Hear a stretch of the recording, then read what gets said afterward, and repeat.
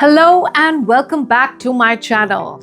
This is a channel where we deconstruct diasporic lives and talk about all matters concerning migrants, expats, and the diaspora.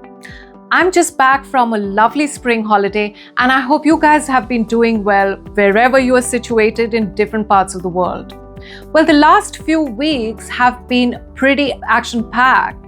There have been tremendous geopolitical changes, and especially for Europe, where I am situated, Europe is faced with an increasingly uncertain and insecure time, and it hasn't been this vulnerable in 80 years. So I think that also has weighed in my production of videos, because I have been observing very intently how the situation develops worldwide and how it comes to impact all our lives and also diasporic lives. Well, that said, I'm here today with some news that could affect international students who are in Denmark. So let's just get cracking. Earlier this week, the Immigration and Integration Ministry in Denmark came out with the announcement that they are going to implement 2 changes to international student visas in Denmark. So who does this affect? Does it affect all international students? No, this rule change is going to impact specifically those who are on student visas coming from non-EU countries. Those countries are referred to as third countries. So if you're coming from a country outside the European Union and outside the European Economic Area, then this rule change could impact you. But then again, there is one more clause. Is it going to impact all third country students? No, it's going to impact only students who are studying in higher educational institutions that are non-state approved. Now, why is this happening? Why this sudden decision to change student visa rules? Well, it so happens that the government has taken notice of a new trend.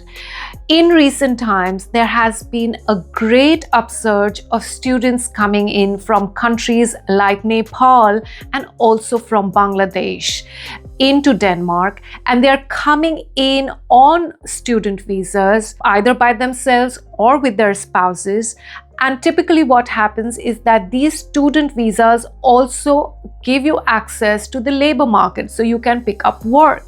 And the authorities have noticed that students coming in from Nepal, for example, there are so many, there is just such a sudden influx, a great upsurge of students. They are coming in and they are getting enrolled in institutions such as Niels Brock Copenhagen Business College, which is not state approved, and then they are taking up jobs, typically low-income jobs such as cleaning in hotels and restaurants. Now, what this influx has done is that they are pushing these wages even down, which is not approved, and obviously which neither the locals nor the authorities will appreciate. So in order to curb this great influx of students coming in from Nepal and Bangladesh and taking up low-wage jobs, the government has decided that to prevent this abuse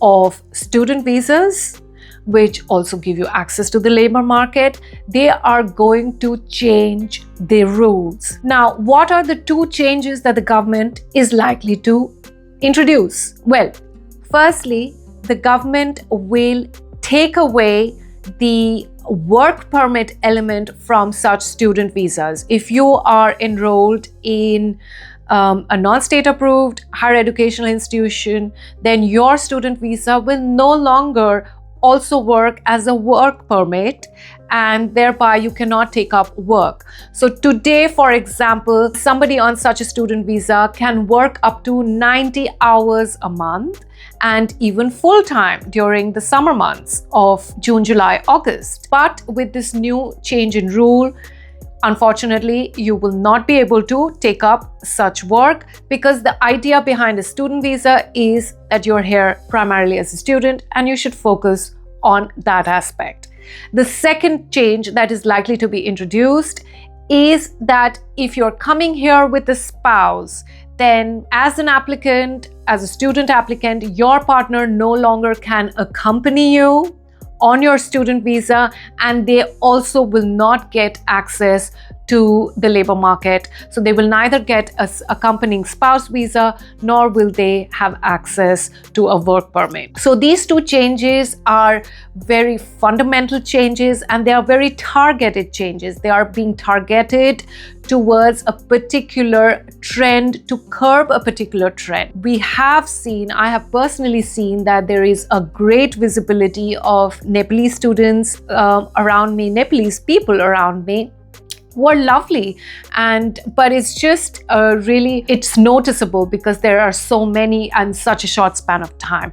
Now, just to give you a perspective of how many have come in 2024 alone, there were about, roughly speaking, 1,100 students enrolled in the Niels Brock Copenhagen Business College alone, which is a sharp rise from the about 190 students just 2 years ago in 2022, as per 3F, which is one of the largest trade unions in Denmark. Similarly, if you see in 2024, there were in total about 2,500 Nepalese students in Denmark altogether, and about 50% of them were going to this one particular college alone.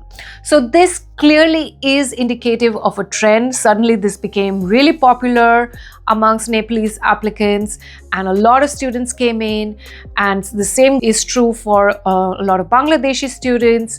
But now this has caught the attention of the authorities, and they have chosen to change the rules. Now, when these rules are coming into effect, it has not been clearly stated yet, but I suspect they will come into force rather soon. So what is the greatest takeaway from this development if you're watching as an aspiring international student? Well, first and foremost, studying abroad is expensive, right? Especially if you're coming from third countries, from South Asia, from Africa, from Latin America. It is expensive to study in Europe and in Denmark. And students typically take a lot of student loans and get into debt because they take loans from a variety of sources.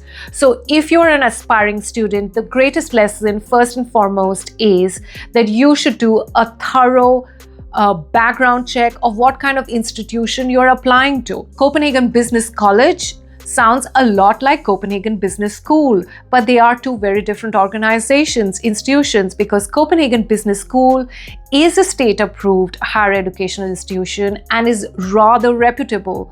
It's a very reputed institution amongst the top 10 management schools in Europe, which is not the case for Copenhagen Business College, which has been around for many years and I'm sure meets the needs of many international students. But because it's not state-approved, and because we have seen such a trend of students coming in on the pretext of education, but actually making a glut in the labor market, this has repercussions. So if you're an aspiring student, of course, first do a background check of the organization you're applying to. Secondly, and probably more importantly, it is important to ask yourself, are you truly going abroad for the purpose of study, or do you want to use your student permit for other purposes?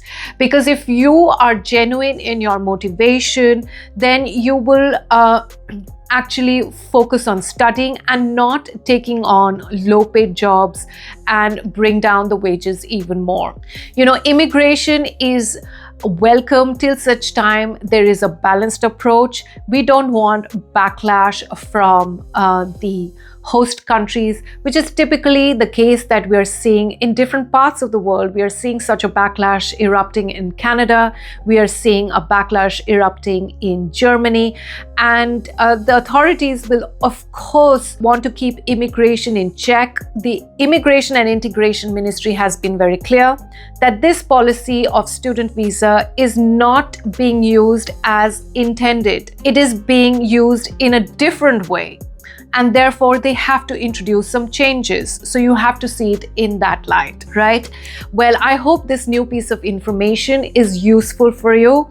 If you want to continue getting more valuable information on how to immigrate, whether it is something for you, how to prepare for life abroad, what is life abroad like really, and you want to get a lowdown and a close view on migrants' lives, then do consider subscribing to this channel and getting more first-hand information and knowledge. I hope to see you again very soon with another video, and till we meet again next time, please do take care of yourself, be genuine with your purpose, be informed, keep in touch, take care of yourself. Bye-bye.